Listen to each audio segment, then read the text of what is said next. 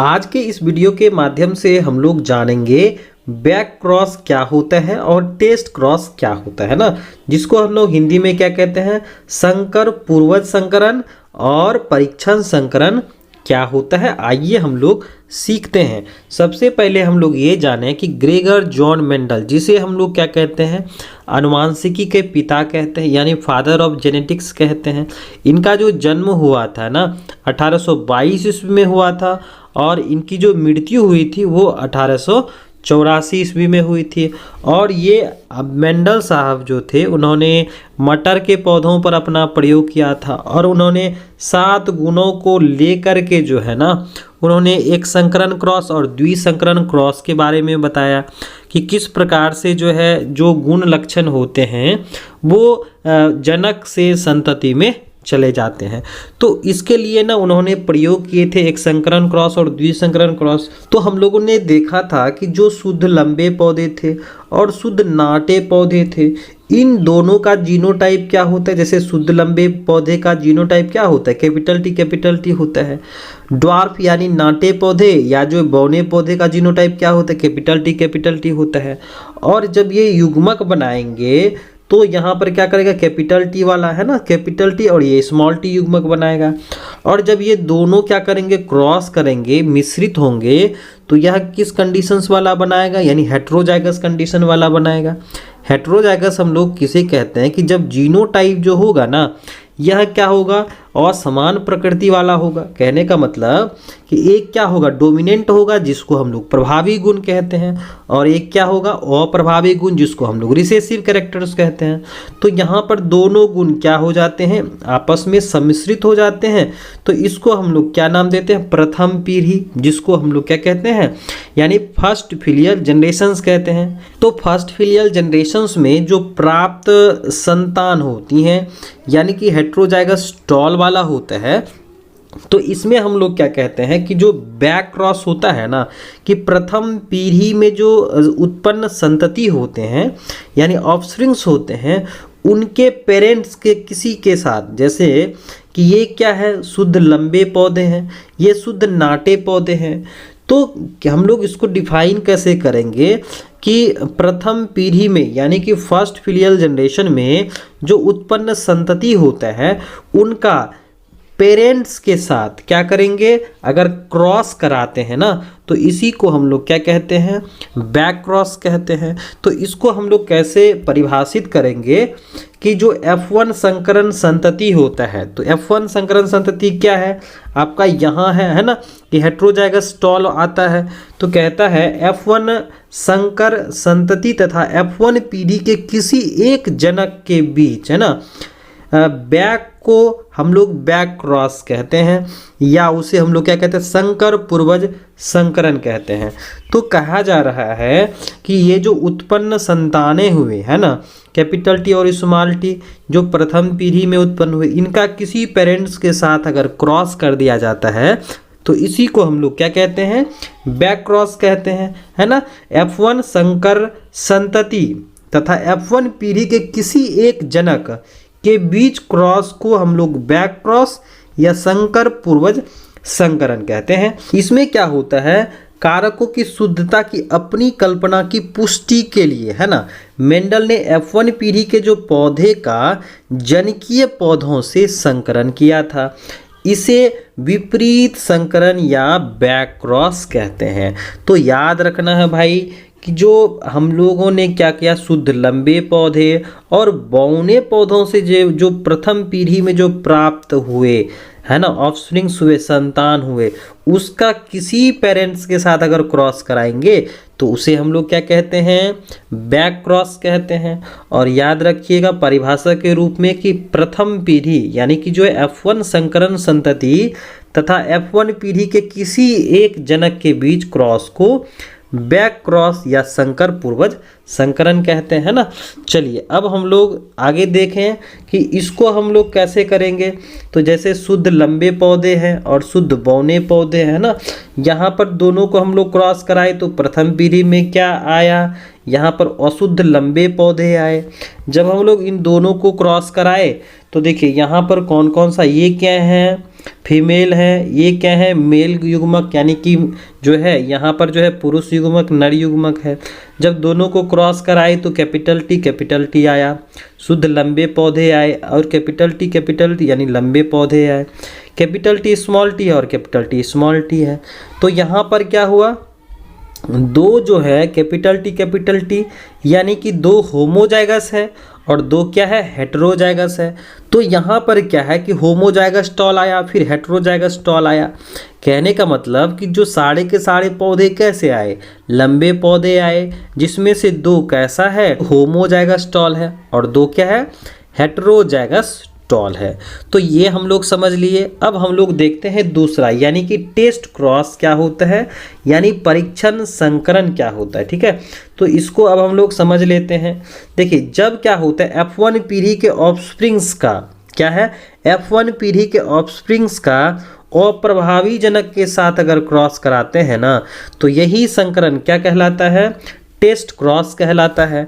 तो यहाँ पर हम लोग अगर समझें कि जो क्या है शुद्ध लंबे पौधे हैं और शुद्ध बौने पौधे, जब हम लोग दोनों को क्रॉस कराते हैं तो क्या होता है, प्रथम पीढ़ी में अशुद्ध लंबा पौधा होता है। तो कह रहा है कि जो अप्रभावी गुण होते हैं ना, इनके पेरेंट्स के साथ अगर क्रॉस कराएंगे, जैसे यहाँ पर फिर से देखिए कहता है कि जब F1 पीढ़ी के ऑफस्प्रिंग्स का, देखिए F1 पीढ़ी का अप्रभावी जनक के साथ, देखिए अप्रभावी जनक क्या होगा, ये अप्रभावी गुण है और इनके जनक के साथ, तो स्मॉल टी का जो है ये जनक हो गया शुद्ध बौना पौधा। तो इनके साथ अगर क्रॉस कराया जाता है तो उसे हम लोग क्या कहते हैं, टेस्ट क्रॉस कहते हैं।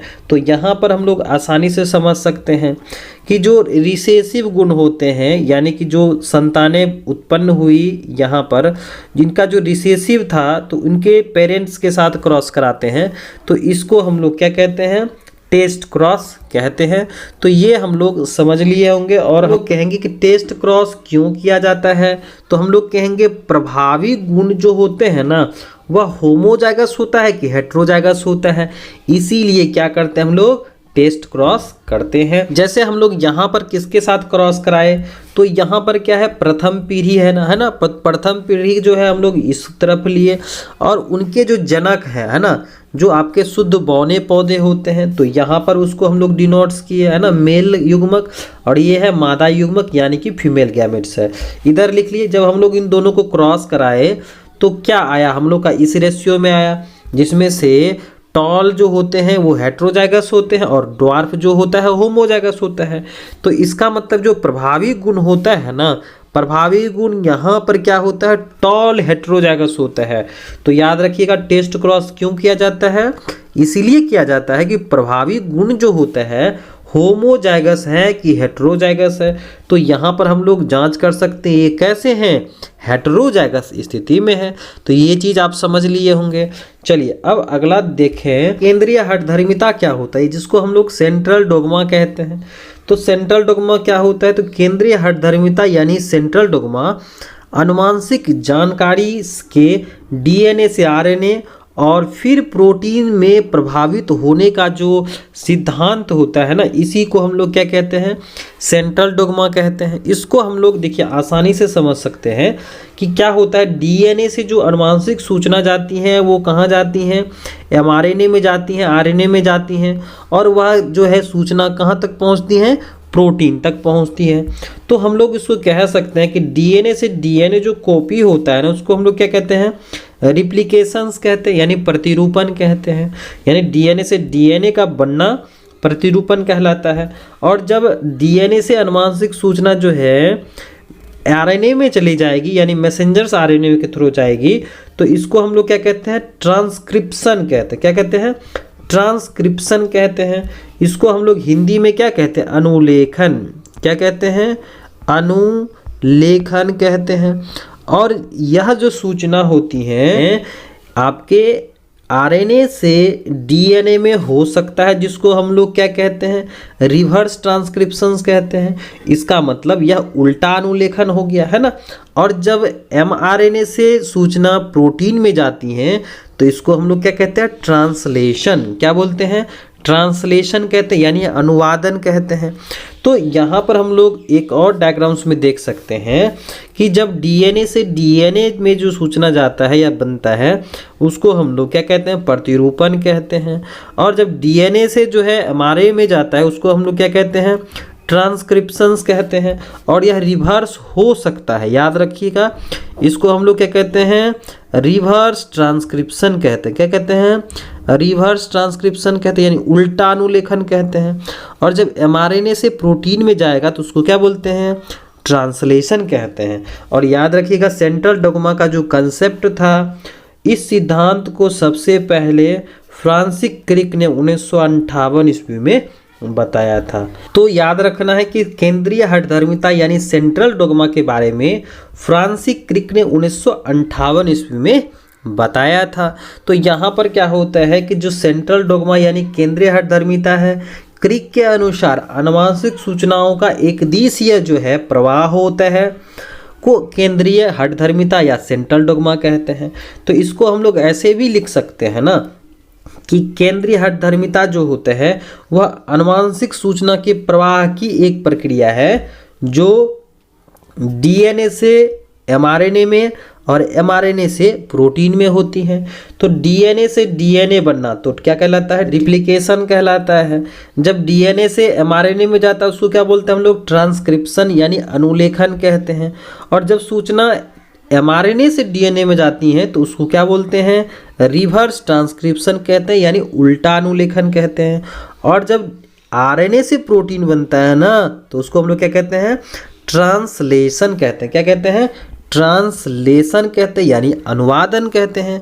अब हम लोगों का जो है अगला सवाल है शुद्ध रेखा। क्या है, शुद्ध रेखा, जिसको हम लोग प्योर लाइंस कहते हैं। तो इसको हम लोग कैसे डिफाइन करेंगे, शुद्ध रेखा चयन एक व्यवस्थित प्रजनन तकनीक होती है। क्या होती हैं, शुद्ध रेखा चयन जो होती हैं एक व्यवस्थित प्रजनन तकनीक होती हैं जिसमें कई पीढ़ियों तक वांछित गुणों वाले जीवों का चयन और प्रजनन कराया जाता है। बार बार स्वनिषेचन के जरिए पैदा होने वाले जीवों की वे नस्लें जिनमें कोई खास गुण मौजूद होता है।